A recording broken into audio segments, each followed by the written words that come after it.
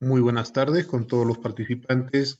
Los invitamos a completar el link de asistencia, el mismo que se encuentra en el chat del Zoom, y de la misma manera, las preguntas que crean pertinentes, el poder realizar al ponente, realizarlos mediante el chat del Zoom. Ha comunicado el ponente que hace más de una hora y media está en la unidad de cuidados intensivos con unos pacientes por un accidente que se ha provocado en el Brasil. Nos pide que tengamos un poco de paciencia para que él pueda salir y pueda ingresar de repente en unos minutos de retraso a dar esta ponencia. Muchas gracias, muy buenas tardes.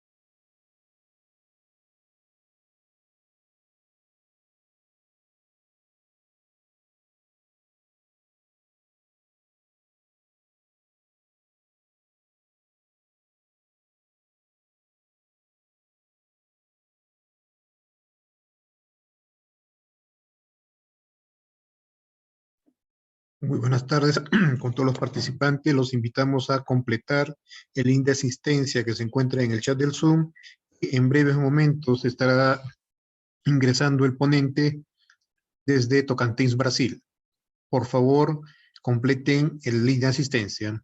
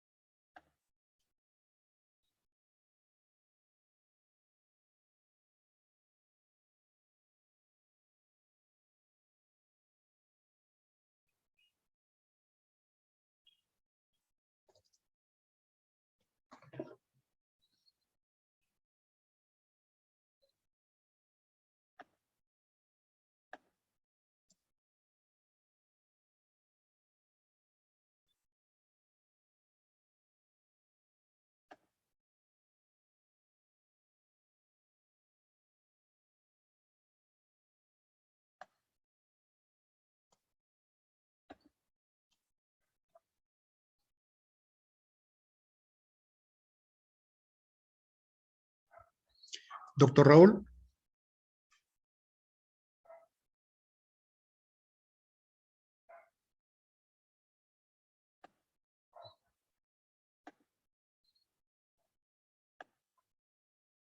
você já está na sala, doutor?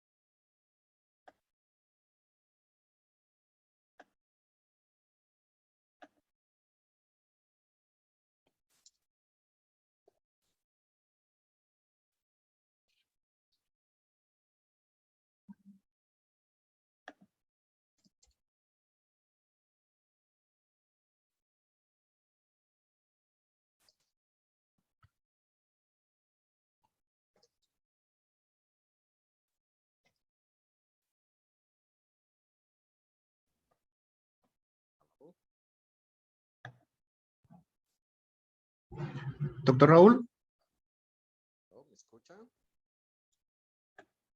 a ver, un minuto. Muy bajo, ¿Me están doctor. escuchando? Muy Ahora, bajito. Sí. Muy buenas tardes con todos los participantes. Un minuto, por favor, doctor.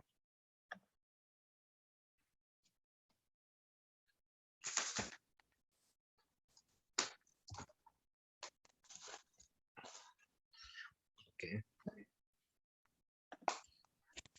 Deme solo un minuto, por favor, doctor Raúl. Sé que está con una emergencia en manos.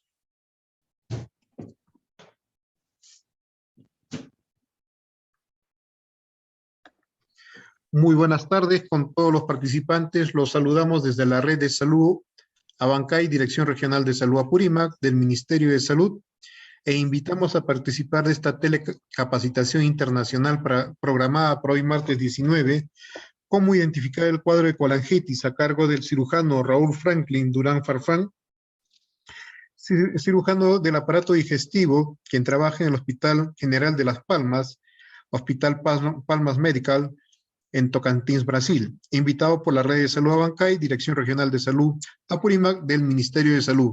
Muy buenas noches, doctor. Buenas noches, Eric, y buenas noches a todos los participantes. ¿Me escuchan bien? Sí, doctor, se escucha muy bien. En el momento que usted quiera, podemos iniciar. ¿Tienes las imágenes ahí, por favor? ¿Las comparto? Por favor.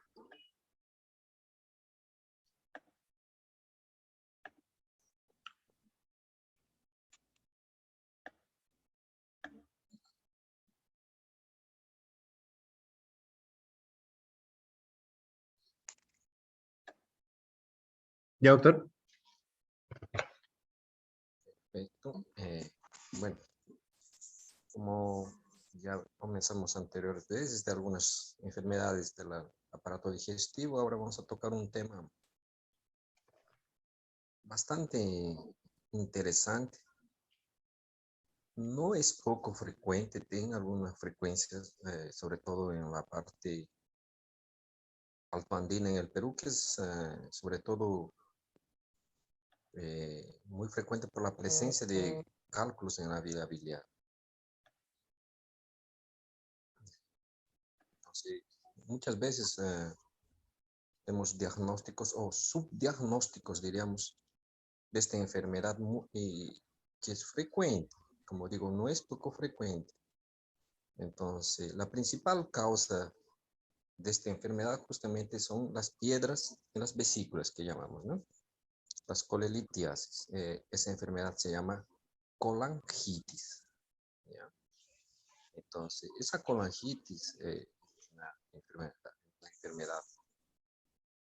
Ni siempre es para operar, más es una enfermedad, siempre yo lo llamo muy grave. Es una emergencia el tratamiento de él. Y si en caso al tratamiento no clínico, que diríamos, resuelto, tenemos que partir para un tratamiento quirúrgico, ¿ya?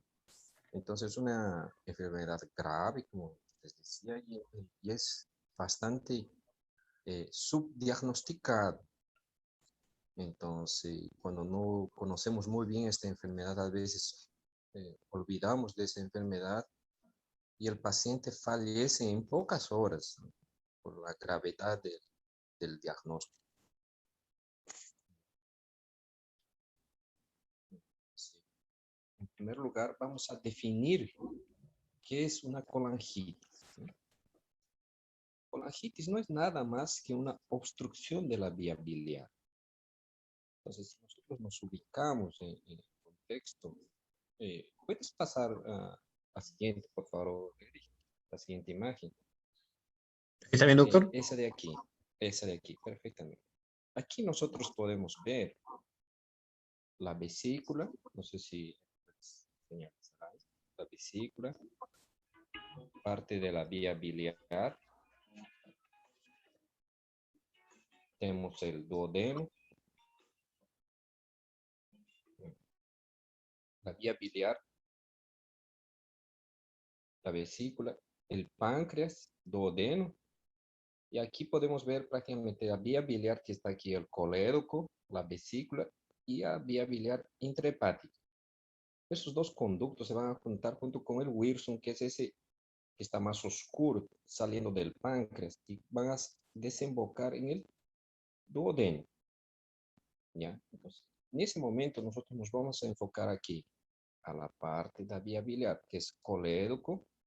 Como ustedes pueden ver, tenemos a vesícula un poco más alto, y ahí viene el hepatocolédoco y las ramos derecho e izquierdo de la vía biliar. No sé si consiguieron entender perfectamente esa parte. Eric, señaliza por favor a vía biliar para que ellos puedan entender un poco más. Que esa parte es fundamental. Pasa a la siguiente imagen, por favor.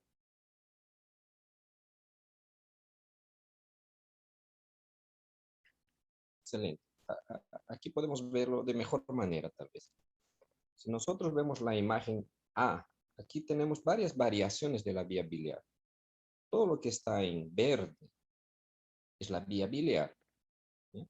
Entonces, y en la parte que está en rojo es duodeno, donde va a desembocar a vía biliar. Si nosotros vamos en forma ascendente, vamos subiendo, la parte inicial que está en verde es el colédoco. Cuando cístico, que es el conducto que desemboca de la vesícula,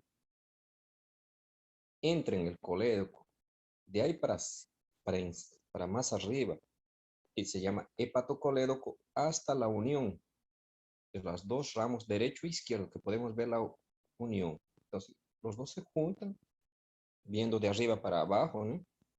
Se juntan, forman el hepatocolédoco. Cuando el cístico desemboca en el colédoco, en la vía biliar se llama colédoco, y ese colédoco va a desembocar ¿dónde? En el duodeno. A esta imagen, lógicamente, está faltando la imagen del conducto de Wilson que desemboca del páncreas. Si nosotros vemos en la imagen B, que está en la mano izquierda de sus imágenes, podemos ver la imagen, la unión, la parte verde, tal vez el conducto verde y el conducto amarillo. En esta parte estaría representado que el colédoco, que está en verde, y el Wilson en amarillo. Entonces, hay algunas variaciones, por eso coloqué aquí varias fotos, que son varias variaciones en cuanto a cómo desemboca el cístico en el colédoco. Entonces, la primera imagen, la imagen A, la secuencial, podemos ver una forma en la parte B, otra forma en la parte C, otra forma, etc. ¿no? A veces vemos, por ejemplo, en la parte D, el cístico prácticamente desciende encima del duodeno, prácticamente. Entonces, tiene varias alteraciones anatómicas en la vía biliar que nos van a llevar a varios problemas, sobre todo a los pacientes, disculpa, a los cirujanos menos experientes en lesionar vía biliar. ¿Por qué coloco esa imagen? Porque varias causas de colangitis son justamente lesiones de vía biliar, ¿no? A veces cortan la vía biliar y produce estenosis. ¿Ya? Esa estenosis, esa obstrucción va a producir ¿qué? Colangitis en el futuro. Erich, regresa al segundo slide, por favor.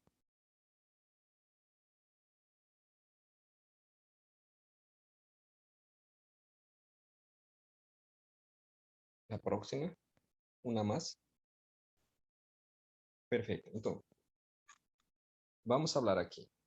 Habíamos definido qué es una colangitis. Es la obstrucción de la vía biliar, ¿ya? Que va a nos llevar a complicaciones rápidas por infección de la vía biliar. Esa definición tiene que estar bien clara. Entonces, cualquier obstrucción que nosotros tengamos de la vía biliar, puede ser por cálculo que pasó de la vesícula para la vía biliar, puede ser tumor, puede ser cualquier enfermedad que obstruya la vía biliar, puede producirnos colangitis porque obstruye. Esa obstrucción va a hacer que dilates la vía biliar y va a haber una translocación bacteriana o vía hematógena, que de aquí a poco vamos a conversar sobre eso.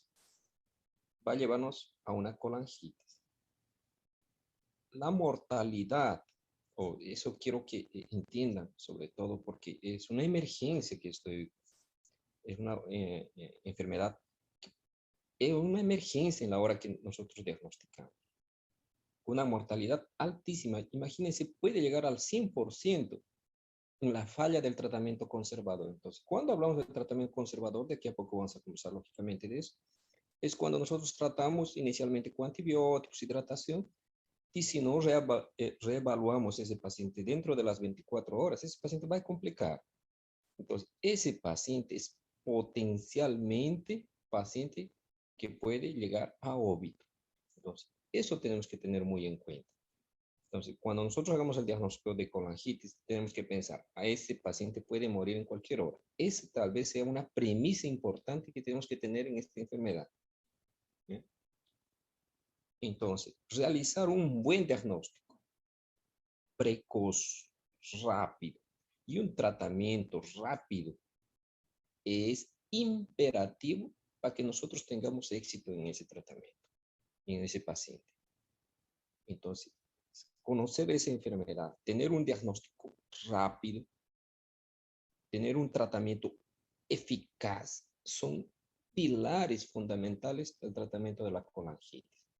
¿Ya? Entonces, si ustedes consiguiesen tener por lo menos esta definición en la cabeza, ya tendríamos prácticamente 80% de nuestro tratamiento realizado en esos pacientes. O no sea eficacia en el tratamiento va a ser muy alto.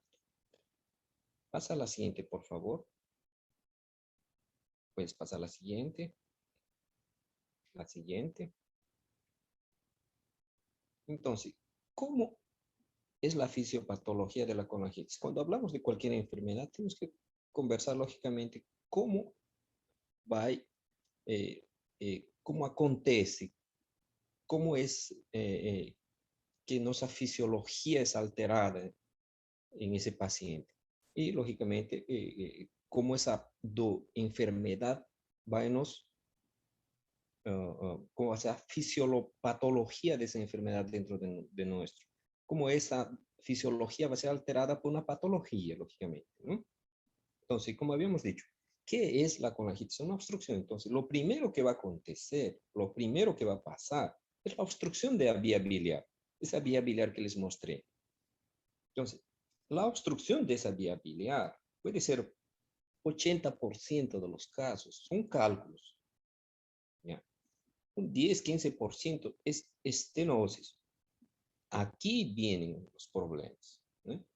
Lógicamente, los cálculos vamos a tener pacientes con colecistitis aguda o colelitiasis aguda mucho tiempo, etcétera, etcétera. Pacientes que son la mayoría de los casos cuando la piedrita migra de la vesícula a la vía biliar. Y las estenosis que les decía, que es nuestro problema, generalmente son ¿por qué? Por lesiones iatrogénicas. Pacientes que son operados de vesícula, infelizmente es atingido o lesionado a vía biliar en forma cirúrgica, y esos pacientes van a realizar estenosis de vía biliar, y esas estenosis de vía biliar lógicamente pueden llevarnos a colangitis. Endoprótesis. ¿Cuándo tenemos endoprótesis? Aquellos pacientes, por ejemplo, que tienen lesiones de vía biliar, se hacen tratamientos con endoprótesis para que para dilatar esa vía biliar y poder drenar a vía biliar. Entonces, esas endoprótesis son cuerpos extraños. Esos cuerpos extraños, lógicamente, pueden infeccionar y producir una colangitis a repetición en esos pacientes con lesiones de vía biliar. Tumores, lógicamente, tumores de vía biliar, tumores de cabeza de páncreas, tumores de papila, tumores de estómago que están prácticamente obstruyendo de forma externa, ¿no? Y varios otros tumores que pueden estar relacionados en relación anatómica al colédoco, que pueden crecer paulatinamente y obstruir a vía biliar. Entonces, esos son comparación externa. Entonces, generalmente tumores externos que comprimen pueden producir colangitis, ¿no? pseudocistos de páncreas gigantes, mismo abscesos hepáticos gigantes, pueden producir lesión, obstrucción de vía biliar y por en cuanto pueden producir colangitis. Entonces, esta obstrucción, ¿qué va a generar? La vía biliar normalmente tiene propiedades de defensa contra las infecciones. Entonces, esa obstrucción va a nos llevar a una infección. Solo que para llegar a esa infección va a tener que ser alterado los mecanismos de defensa de esa vía biliar. Entonces, el esfínter de Oddi es el esfínter o la papila, es un mecanismo de, es una válvula que no permite que el bolo alimentario que está en el duodeno consiga pasar para la vía biliar.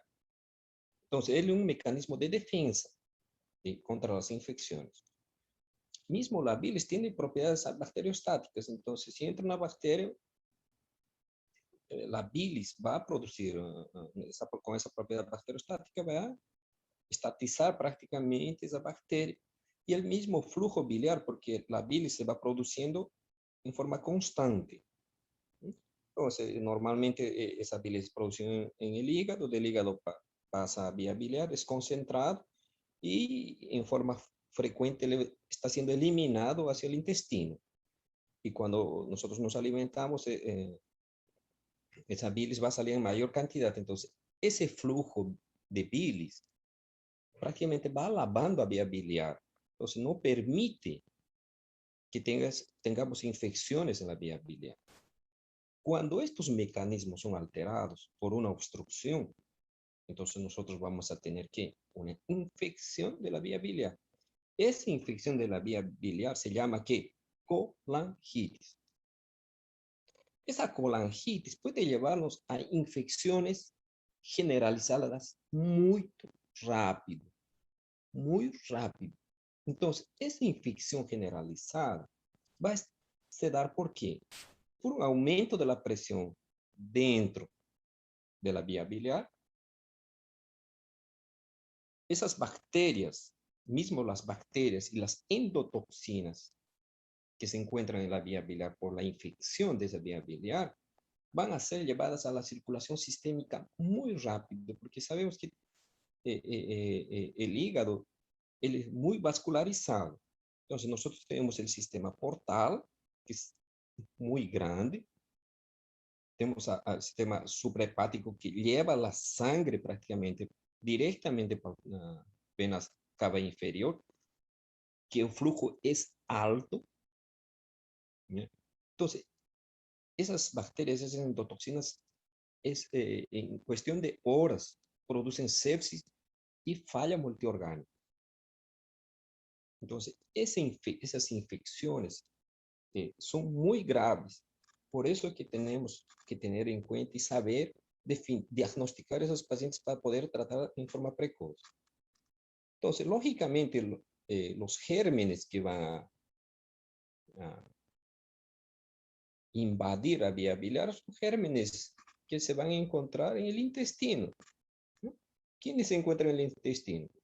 Principalmente Escherichia coli, Streptococcus, Klebsiella, Pseudomonas.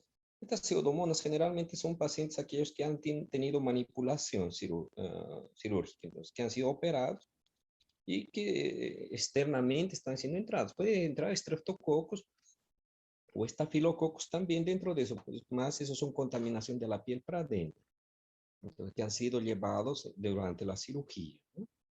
Pseudomonas también en pacientes inmunodeprimidos puede aumentar, sobre todo en pacientes que tienen edad avanzada. Entonces, son principalmente estos gérmenes y anaerobios, lógicamente, ¿ya? Anaerobios, hay que tener mucho cuidado con los anaerobios. Entonces, este espectro, como estamos viendo aquí, gran positivos, gran negativos y anaerobios, un espectro grande, sobre todo los gran negativos. Entonces, cuando nosotros pensemos en tratar, tenemos que pensar en todos estos gérmenes para poder tener una cobertura antibiótica adecuada. Más o menos ese va a ser nuestro enfoque tal vez al frente. Entonces, esa fisiopatología, como ven, está llevado por una obstrucción. Sobre esa obstrucción va a nos producir una infección de la vía biliar. Esa vía biliar rápidamente nos va a llevar a una infección sistémica por algunas bacterias, por enterobacterias, y eso nos puede llevar a falla multiorgánica rápidamente y, lógicamente, a un óbito del paciente en horas. La próxima, por favor.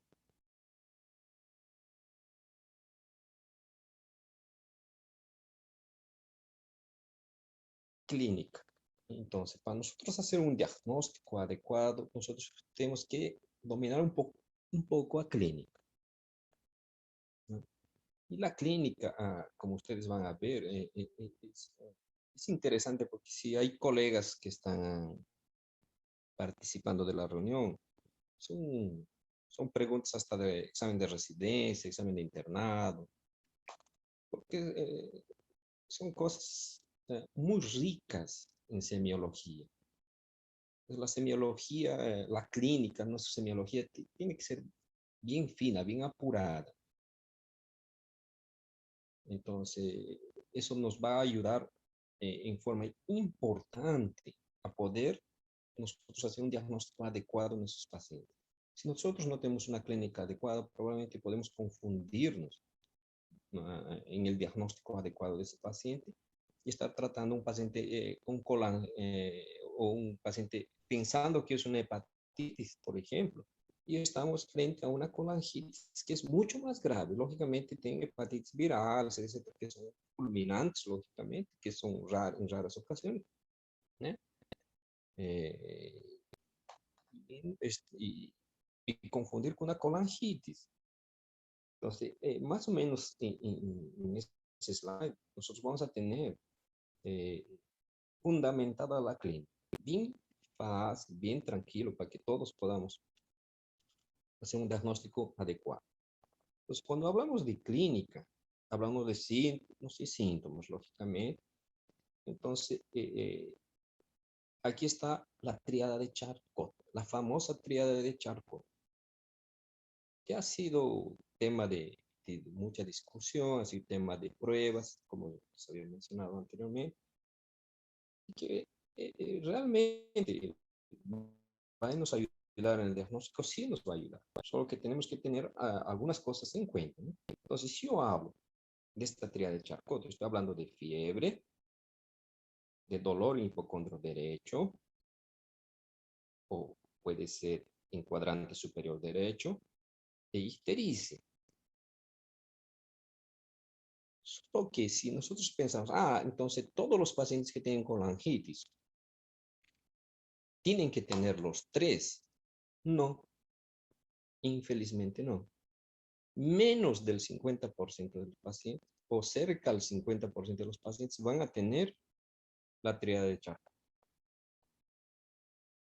Entonces, puede ser que el paciente tenga ictericia y dolor abdominal solamente, sí.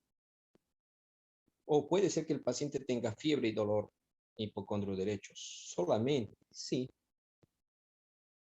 Entonces, ninguno de estos tres, o disculpa, no siempre los tres van a nos hacer el diagnóstico de laringitis.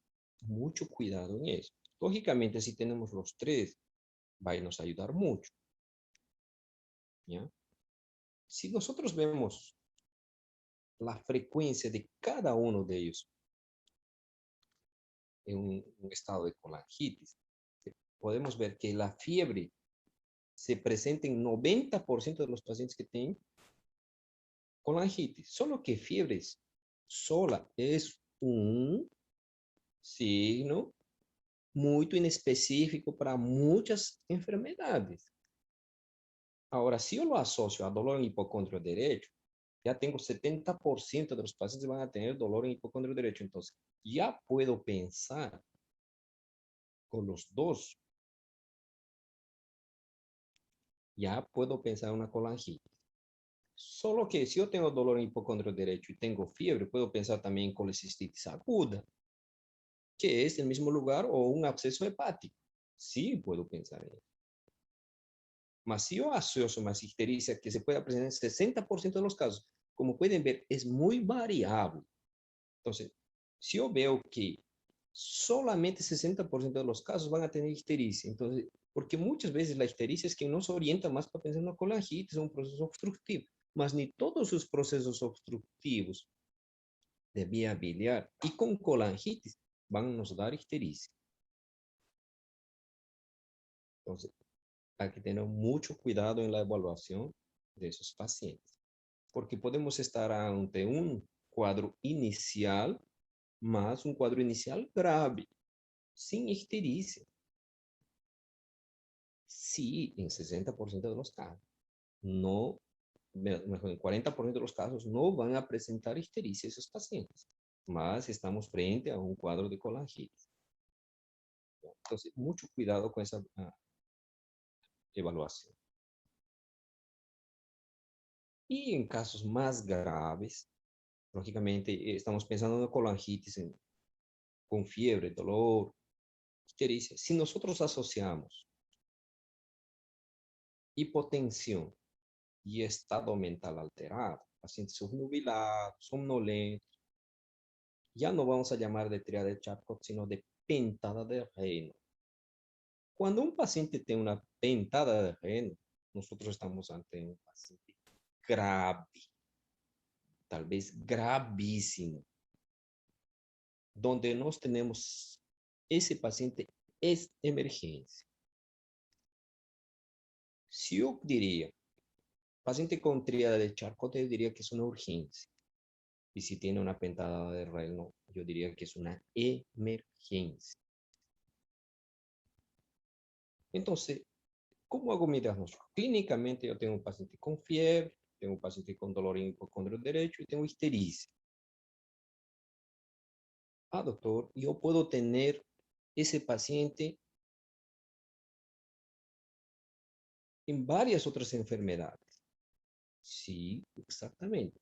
Entonces, para mí, clínicamente, diferenciar un paciente clínico de un paciente que tengo que operar o que potencialmente tiene que ser intervenido por algún otro método para poder resolver esa colangitis, yo voy a ver la asociación de otros síntomas o signos. En este caso serían acolia y color. Si yo tengo un paciente con la tríada de Charcot o apentada de Raynaud y ese paciente tiene, disculpe, acolia. ¿Qué significa acolia? Falta de color o unas feces claras, blancas. Y coluria, las orinas que parecen Coca-Cola. Ese paciente es un paciente con colágeno. Clínicamente ya me está sacando o me está diferenciando. Yo tengo una enfermedad de vía biliar y yo tengo una enfermedad clínica, netamente clínica. Porque un paciente que tiene, por ejemplo, una hepatitis viral, nunca va a tener alcohol, nunca, más puede tener coluria. Entonces, tal vez sea el punto clínicamente de quiebre entre un diagnóstico clínico y un diagnóstico cirúrgico. Entonces, dos puntos para nosotros poder evaluar. Entonces, esa clínica, no se olviden, es fundamental, es clara, es simple, más tal vez esos datos que les estoy dando van a ayudar bastante. Entonces, la pentada de Raynaud, solo para reforzar un poquito, la hipotensión se presenta en 20% de los casos, diré en pacientes con colangitis, y el estado mental alterado en 30% de esos pacientes puede ser presentado, ¿ya? Entonces, les pongo esos datos porque es importante saber más o menos cuántos de esos pacientes se van a complicar y cuál va a ser mi mortalidad. Aquí estamos hablando bastante de pacientes que son emergencia y que pueden llegar a un OBI. La siguiente, por favor.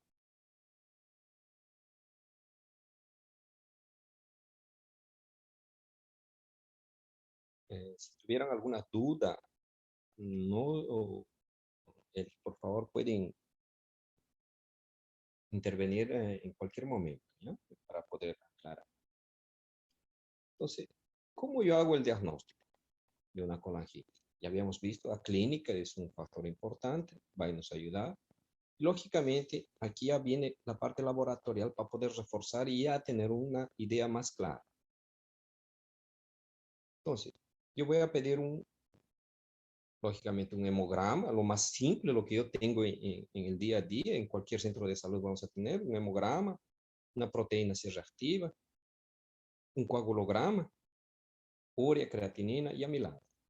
¿Por qué un hemograma y por qué PCR? Lógicamente, es un proceso infeccioso inflamatorio gigante. Vas a tener una leucocitosis, vas a tener PCR encima de 100, de 200. Coagulograma, ¿por qué? Estos pacientes que hacen colangitis, si ustedes perciben, es un proceso obstructivo de la vía biliar. Entonces, si no pasa bilis al tracto intestinal, ¿qué va a pasar? Nosotros tenemos algunas vitaminas K, vitamina K dependientes, o liposolubles, disculpe. Estas vitaminas liposolubles, dentro de esas vitaminas está la vitamina K, y la vitamina K tiene que ver con la coagulación. Entonces, si él no se va a hacer, si la vitamina K no se asocia con la bilis, él no va a ser absorbido por el sistema digestivo. Entonces vamos a tener alteraciones de la coagulación. Entonces esos pacientes que nosotros vamos a operar en emergencia con colangitis, nos tenemos que tener algunas herramientas antes de operar a esos pacientes o durante la cirugía, que de aquí a poco vamos a conversar sobre el tratamiento. Entonces, tenemos que tener un coagulograma para ver cuán alterado está nuestro sistema de coagulación. Urea creatinina, esos pacientes hacen rápidamente insuficiencia prerrenal. Amilasa a veces está elevado, también puede nos ayudar amilasa y lipasa para definir cuadros o que nos pueden estar llevando a pancreatitis asociado a una colangitis, ¿ya? O lógicamente, o una pancreatitis que esté obstruyendo nuestra vía biliar y nos esté produciendo una pancreatitis. Lógicamente puede ser, la mayoría de los casos, por cálculos en la vía biliar que nos van a llegar a una pancreatitis y a una colangitis hasta en forma paralela. ¿Puede existir las dos cosas en forma paralela? Sí, puede existir, ¿ya? Entonces, son exámenes laboratoriales generales que tenemos en todo lado. Y vamos ya aquí a los más específicos. Entonces, cuando nosotros tenemos obstrucción de la vía biliar, vamos a tener 3 elementos laboratoriales a examinar. Fosfatasa alcalina elevada, encima de 400, 700. Si tenemos una fosfatasa alcalina encima de 1000, ya algunas veces tenemos que pensar en neoplasia. Es una dica o es una clave, diríamos, cuando nosotros tenemos pacientes con carcinomatosis. La fosfatasa alcalina siempre se encuentra encima de 1000 o de 2000. Entonces, encima de 1000 siempre pensamos que puede ser un tumor. ¿Ya? Gamma GTT es específico en casos obstructivos. Bilirrubina, lógicamente, a directa, porque ya va a estar conjugada. Entonces, cuando ya está conjugada, ya pasó a vía biliar, si la bilirrubina directa va a elevar, significa que es obstructivo. Entonces, con nuestra clínica y con un laboratorio simple, en una hora prácticamente nosotros tenemos el paciente diagnosticado con colangitis y podemos comenzar ya nuestro tratamiento empírico para ese paciente con colangitis. ¿Qué exámenes nos pueden ayudar aquí? Algunos exámenes, por ejemplo, ecografía. Ecografía es un examen que prácticamente todos los centros de salud y puestos de salud tienen un ecógrafo. Puede diagnosticarnos qué: policistitis, Una colecistitis puede darnos ictericia, claro que sí, por compresión. A veces la misma vesícula cae encima del colédoco, obstruye el colédoco. Puede darnos ictericia y colangitis. Raramente sí, mas puede darnos. ¿Puede ver vía biliar? Sí, es un examen excelente para vía biliar, mas infelizmente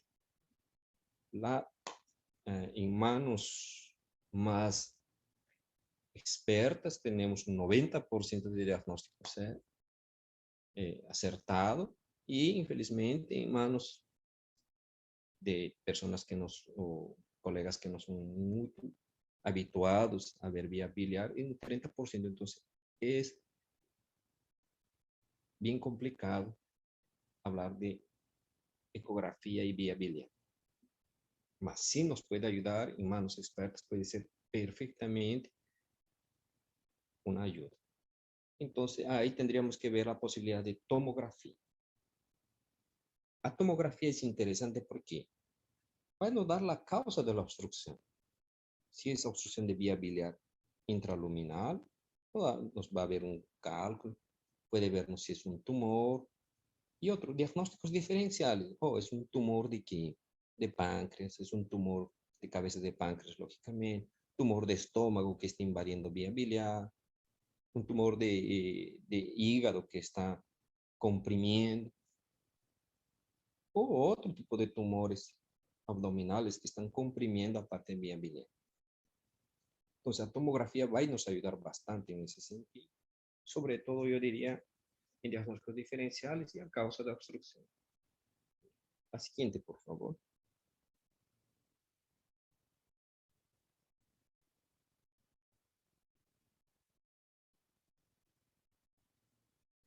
A colangioresonancia. Es otro examen, yo diría, tal vez el mejor examen en casos de emergencia colangioresonancia, porque él nos va a mostrar la vía biliar en forma íntegra. Él va a nos mostrar los defectos, él va a ser bien específico para vía biliar, porque él nos va a mostrar a vía biliar en forma íntegra. Entonces, la colangioresonancia, para hacer un diagnóstico más preciso de la vía biliar, es importantísimo. ¿Ya?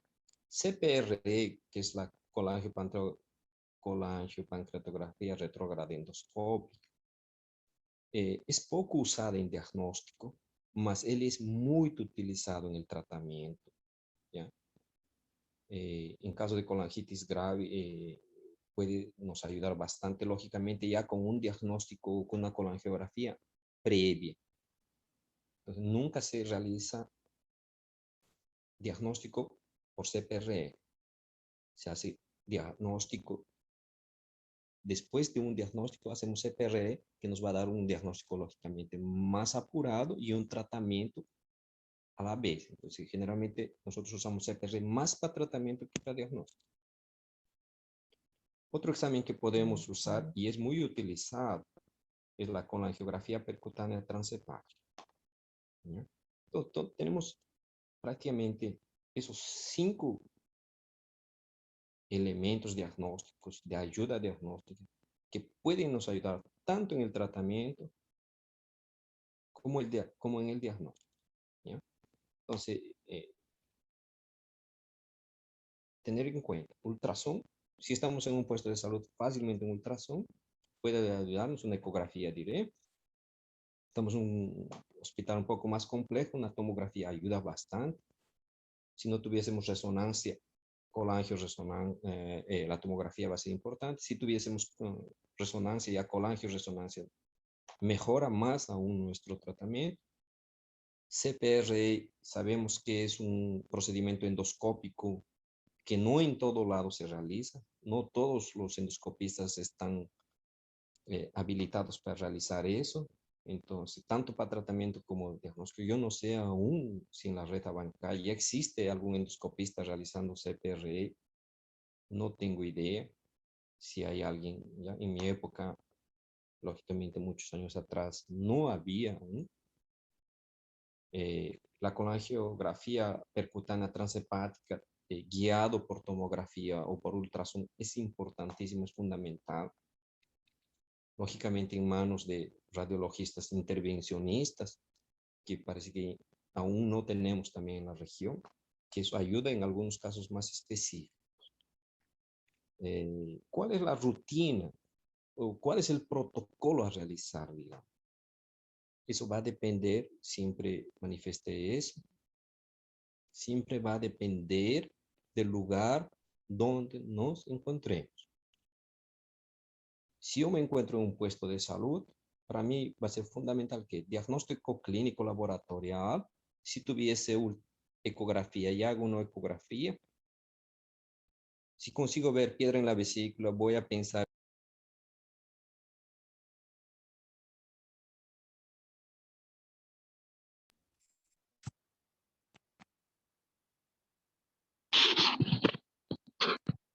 Entonces, si esa piedra migró para vía biliar, ya pensé en eso, no voy a comenzar antibiótico e inmediatamente mandar para un lugar más con más capacidad de tratamiento.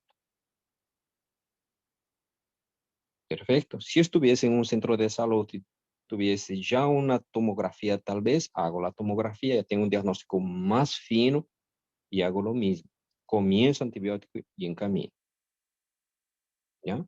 Si estuviese de un hospital de gran deporte, lógicamente voy a hacer la tomografía, la colangioresonancia. Ya voy a pensar en llamar al endoscopista para evaluar la posibilidad, si fuese la causa, cálculo, que hemos dicho en el 80% de los casos es cálculo en la vía biliar, para hacer una CPRI y una papilotomía, que se llama, que es un cortecito en la papila para sacar los cálculos. Y si en caso fuese una lesión de vía biliar, que va a ser difícil que CPR nos ayude, va a ser una colangiografía percutánea transhemática. Como les digo, eso depende de cada lugar. Si estamos en un puesto de salud, un centro de salud, más importante, iniciar antibiótico y encaminar a ese paciente para un nivel de mayor resolución. Lógicamente, no se olviden una buena hidratación, reponer, evaluar coagulograma, etcétera, etcétera. Ya vamos a ver eso ahora sobre el tratamiento. Vamos a la siguiente, por favor. Aquí va lo que comenzamos. Tratamiento. Lógicamente, inicio precoz de tratamiento. Soporte inmediato en ese paciente. Una buena hidratación. Evaluar electrolitos inmediatamente y reponer los electrolitos. Eso se puede hacer en cualquier puesto de salud, hospital. Corregir las coagulopatías. Entonces, ¿cómo yo voy a corregir esa coagulopatía? Lógicamente que en hospitales grandes vamos a hacer una transfusión de plasma durante el procedimiento para evitar el sangramiento. Y si estuviese en un puesto de salud, voy a comenzar que habíamos conversado que falta, que no he absorbido en el intestino delgado por causa de falta de bilis, vitamina K. Entonces, inmediatamente comienzo a reponer vitamina K en ese paciente. ¿Ya? Analgésicos voy a comenzar para calmar el dolor de ese paciente, la angustia, lógicamente. Y lógicamente, lo primero tal vez que voy a comenzar, antibiótico terapia, de amplio espectro, de 7 a 10 días. Y una cosa fundamental, si yo estuviese en un puesto de salud, encamino inmediatamente a ese paciente. Si estoy en un centro de salud, lo mismo. Si estoy en un hospital de tercer nivel donde puedo resolver el problema, ese paciente tiene que ser reevaluado dentro de las 24 horas. Si él respondió al tratamiento antibiótico, voy a esperar se recuperar ese paciente. Si él en 24 horas no respondió o en menos tiempo, no necesita ser 24 horas. Si veo que en 12 horas el paciente peoró, 24 horas peor, en cualquier hora voy a tomar otras conductas, otras medidas. La siguiente, por favor. ¿Cuáles son las otras medidas, lógicamente?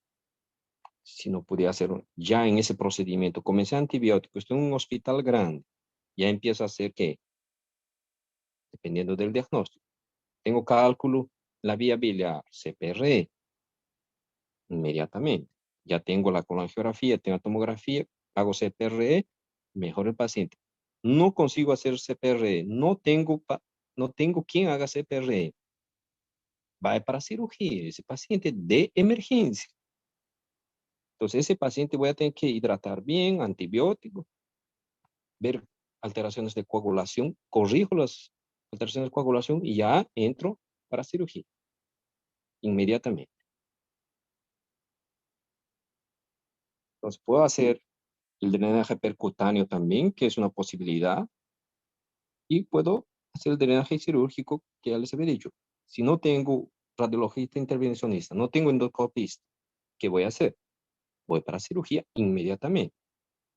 Solo que la mortalidad va a variar, lógicamente. Si yo hago CPRE, mortalidad de ese paciente es 10%. Si hago drenaje percutáneo, sube ya para 15%. Y si hago cirugía en ese paciente, la mortalidad va a subir para ¿cuánto? 40%. Entonces, mucho tiene que ver de la rapidez con que actuemos, con la precocidad que tengamos que realizar nuestros tratamientos de hidratación, antibióticos, etcétera, etcétera. Va a depender mucho de nuestra capacidad también hospitalaria. La siguiente, por favor.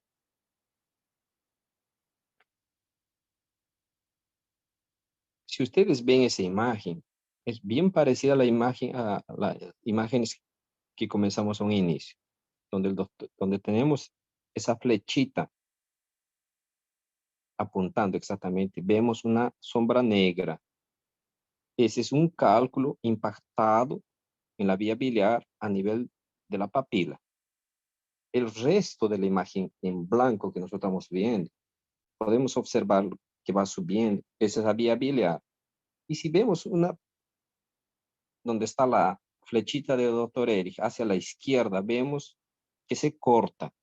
Probablemente ese paciente fue operado de vesícula y fue ligado. Y si seguimos hacia arriba, esa ya es la vía biliar, vemos la vía biliar intrahepática derecha e izquierda, entonces la confluencia. Ese paciente tiene un cálculo en la vía biliar, en ese caso, ese de aquí es una colangioresonancia, o bien bonita, bien representativa, para que ustedes vean cómo una colangioresonancia nos puede ayudar en la anatomía, en el diagnóstico, y cómo nos muestra toda vía biliar en forma completa. Entonces, la colangiografía, ese es el beneficio de la colangiografía. Colangioresonancia, lógicamente. Estamos nos mostrando a vía biliar en forma clara, con todos los detalles. Nos está mostrando el cálculo. ¿Ya? Ese de aquí, el doctor Erich pasó, sí podemos ver, es casi la misma imagen que la otra. Mas esto ya es una CPR, una colangiopancreatografía endoscópica retrógrada. Ese blanco que están viendo ahí es un aparato que es de endoscopía, de CPRE. Donde está esa flechita, están viendo una imagen negra, ese es el cálculo. Y esa parte menos blanca, lógicamente, que está subiendo, esa vía biliar dilatada. Entonces, ¿qué está haciendo aquí? Está haciendo una CPRE, probablemente va a hacer una papilotomía y sacar ese cálculo que está en esa imagen en negro. Va a sacarlo y va a desobstruir esa vía biliar que es a causa de nuestro problema. Entonces, él estaba colocando mediante ese endoscopio, colocando un contraste en la vía biliar, él está viendo adecuadamente viendo esa vía biliar y está viendo el cálculo. Entonces, con esta imagen va a sacar el cálculo y desobstruir nuestra vía biliar. Imagen muy bonita, muy linda, muy representativa esa imagen también, para nosotros tener la idea cómo se hace una CPRE. Bien bonita la imagen. La siguiente, por favor.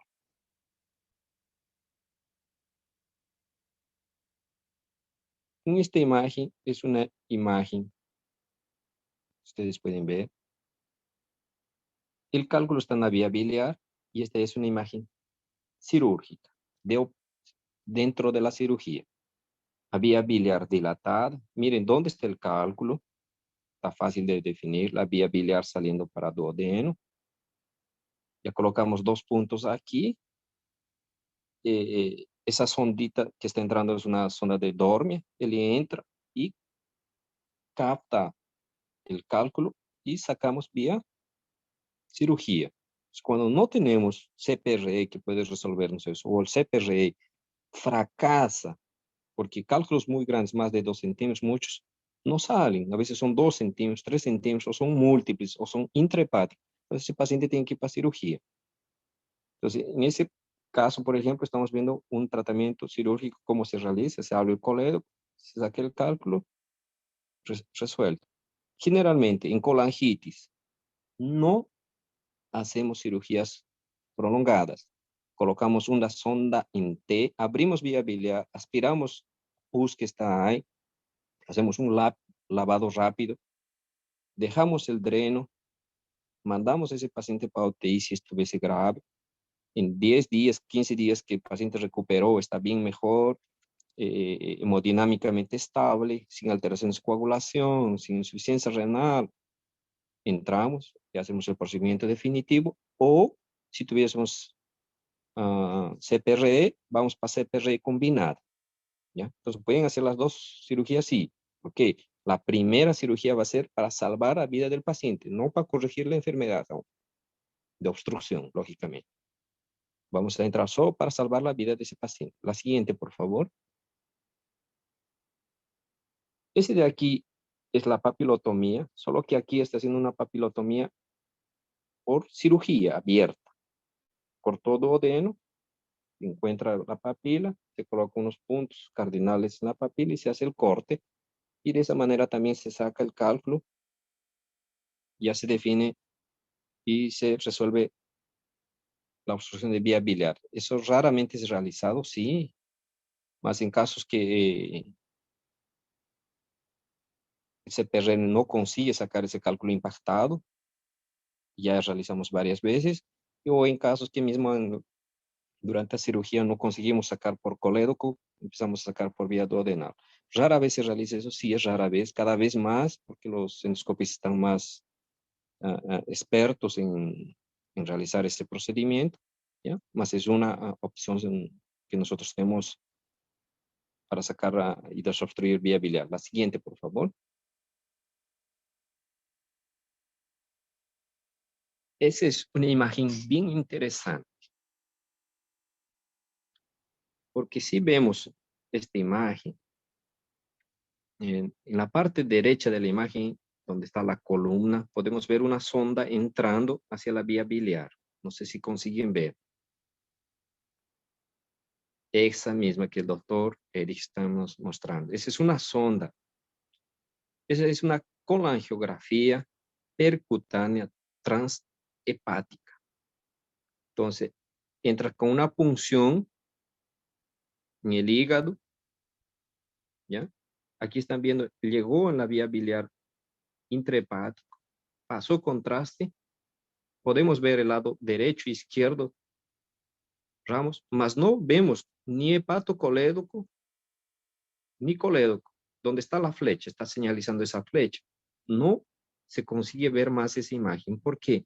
Esa, por ejemplo, es una lesión de vía biliar.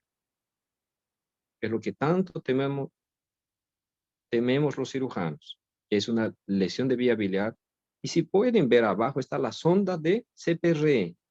Entonces, ¿qué aconteció? Ellos intentaron contrastar por CPR, por vía endoscópica, no consiguieron, entraron ahora por vía percutánea, contrastaron y puede ver que hay una lesión de vía biliar y donde está esa flechita, podemos ver que hay basamiento de contraste en poco volumen, más está pasando. ¿Qué significa? Está escapando. Entonces, una lesión de vía biliar con exactamente donde el doctor está señalizando, con un poco de escape de bilis hacia cavidad abdominal. Como pueden ver, cada examen o cada procedimiento tiene su momento.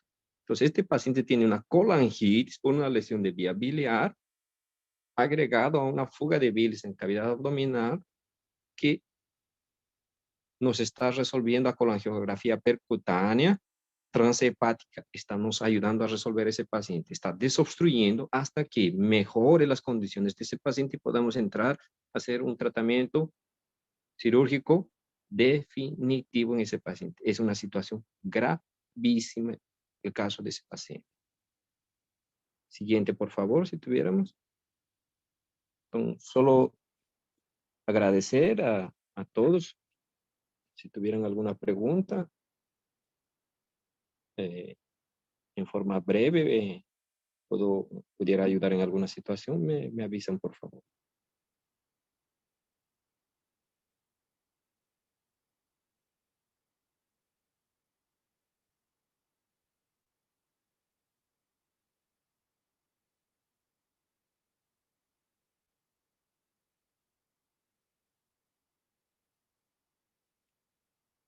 ¿Aló, Erich?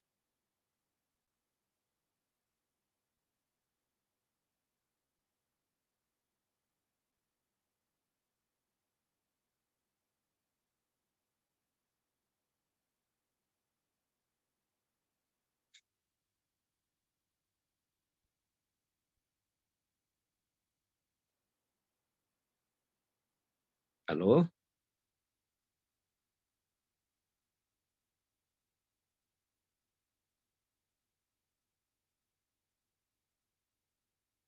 Erich?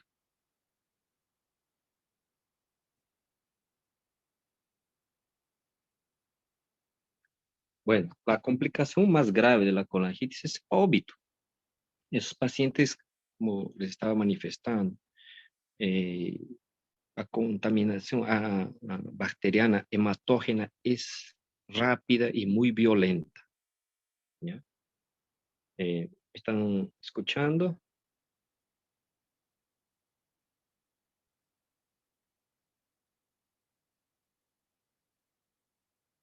No tengo retorno.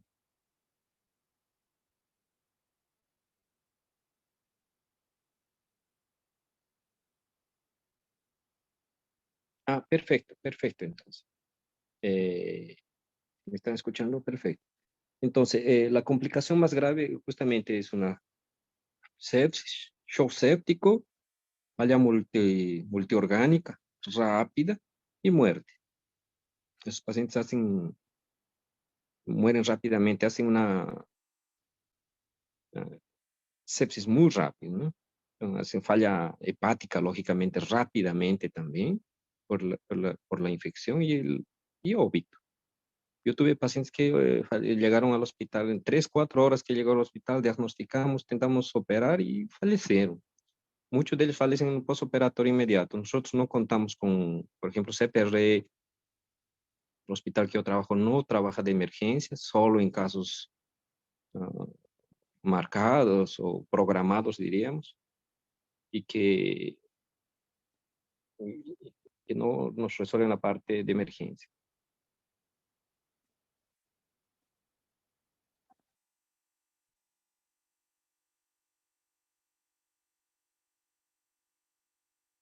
¿Alguna otra pregunta?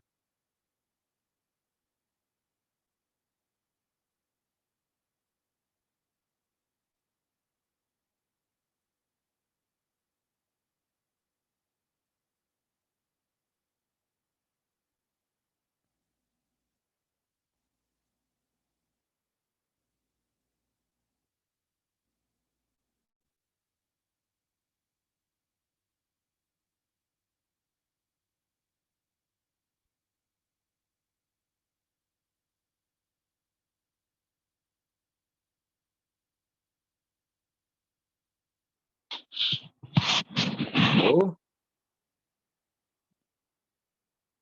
eh, bueno, Erich, agradezco la participación de todos ustedes. No estoy con el retorno del doctor Erich. Agradezco también al doctor Erich. Sé que está ahí presente.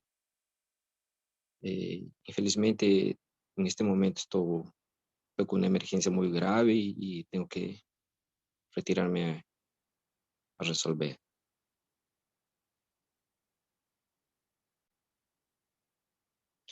¿Cuándo operar una vesícula? Vesícula, usted, bueno, solo aprovechando que vi aquí el gancho. Vesícula, usted se opera lo más rápido posible. Mientras no sea colecistitis aguda, es una urgencia, puede operarse. Si es un colelitiasis o cálculo en la vesícula, opérese cuanto más rápido posible, opérese para evitar las complicaciones. No es una emergencia, más yo siempre sugiero entre los 3 a 6 meses, hecho el diagnóstico, tiene que se operar para evitar justamente las complicaciones. ¿Cuándo opera colediocolitiasis? Cuando haces el diagnóstico, programa ese paciente, si no tuviera ninguna complicación, lo más rápido posible, puedes marcar la cirugía de él o puedes realizar cirugía de él. No es una emergencia, no. Si no tuviera complicación, lógicamente, el paciente no está histérico, no está nada. Hecho el diagnóstico, puedes operar, ¿ya? Teniendo al paciente estable, puedes operar inmediatamente, no hay ningún problema. De todas maneras, muy agradecido a todos ustedes, un abrazo, hasta la próxima. Muchas gracias.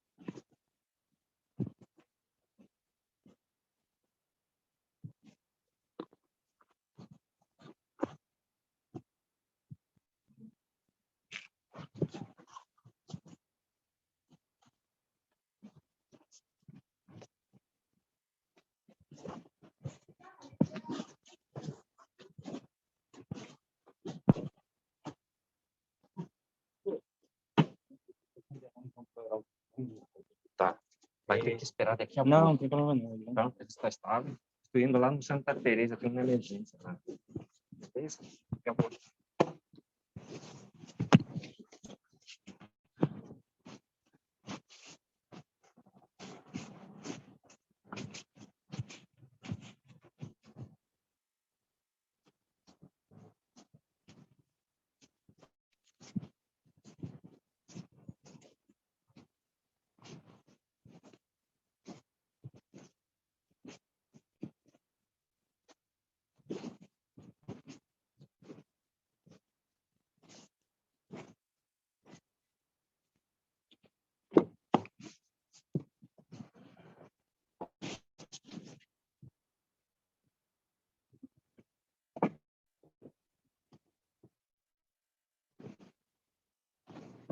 E acima de tudo,